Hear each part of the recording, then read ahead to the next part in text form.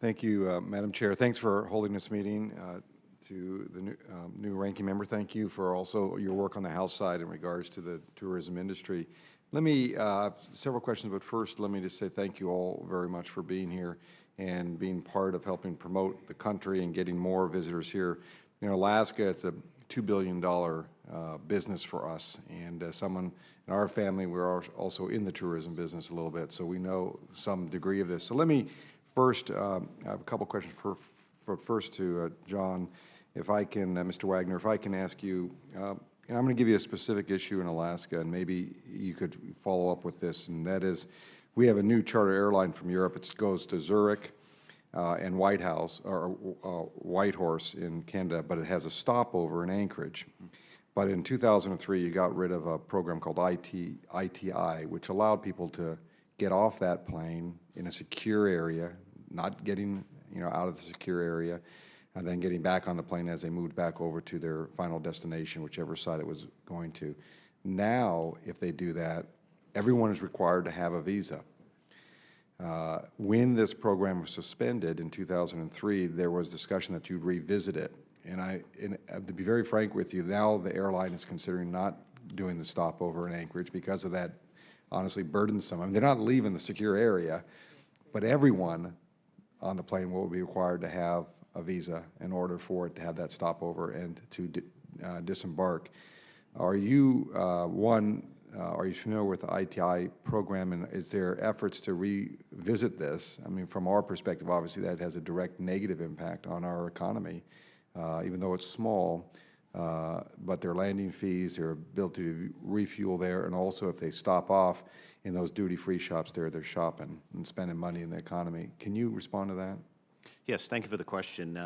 And in 2003, in coordination with the Department of State, we did suspend the international to international ITI and the transit without visa programs based on some very specific credible intelligence we had that said that people were going to try to exploit that lack of a visa to try to get here and do us harm. We have not yet re-implemented that program, either one of the two. Recognize the interest in the carrier industry and the airport industry to re-employ those kinds of programs. I don't think we're comfortable yet with the types of security arrangements that I think we would need to re-implement that type of program. Have you engaged with the carrier industry at all? We've had a lot of discussions with them. I'm actually headed to LAX later this week to talk with New Zealand Air about what they're trying to do through a transit process there. I'd like to be able to find a way to do it. It's just that intelligence is still credible today, and having people come here without the benefits of either a visa or going through the ESTA program for the visa waiver travelers just doesn't give us that visibility into who's here and who's coming and who's arriving and what their intentions are. So it's difficult. But you're not closed to continuing to try to find an opportunity for these carriers who want to have stopovers in the U.S.? We'll absolutely discuss ideas and continue to discuss it. Will you keep our office informed of how you progress on some of these discussions you're having? Yes, sir.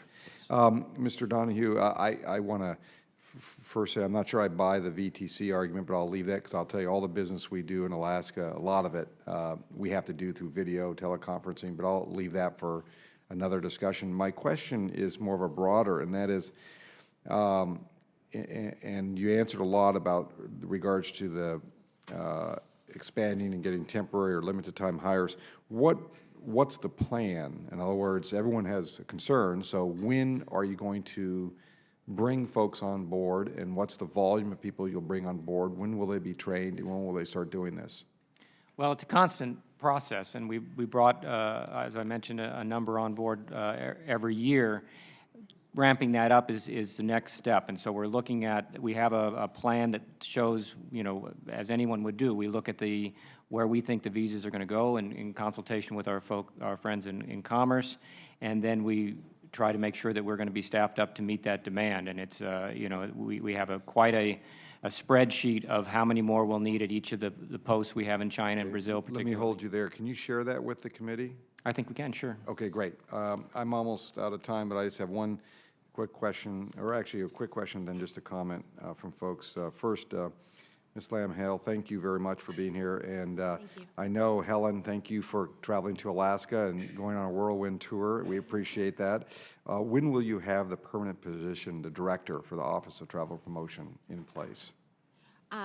Thank you for the question, Mr. Begich. We, as I mentioned, do have an interim director. Our Deputy Assistant Secretary for Services is currently the director, and we are working through the process, and we do believe in a very short period we will have a permanent director. Short, measured weeks, months? I would say in a very short period of time, Mr. Begich. I don't want to commit to an exact time frame, but I can tell you that we're very focused on ways to maximize the work of the OTP and our existing office that Helen Morano runs of Office of Travel and Tourism Industries, just to make sure that what we do is efficient and maximizes the use of taxpayers' dollars. I'm going to hold you to it to short. Okay. And I'll leave it there. Madam Chair, Thank the you. only question I had, but I know this panel has to go, and that is, I would just want maybe, for the record, very quickly, if there's a government shutdown, what happens to the services you all offer, and how many visas will not be processed? They don't have to answer next. I think I'm out of time. I think it's an important question, because I think, So we'll have them answer that, like, what, a week from now? yeah, because they won't have time. But I would love, I mean, if time allows after I know Mr. Senator Boozman's here, and I don't want to allow him invade on his time, but I'd be very curious, because you're going to have thousands of people who won't get visas, I'm guessing, but maybe I'm wrong. It's a big problem because of, again, our officers are paid from fees, but our platform is not. It's paid from appropriated funds.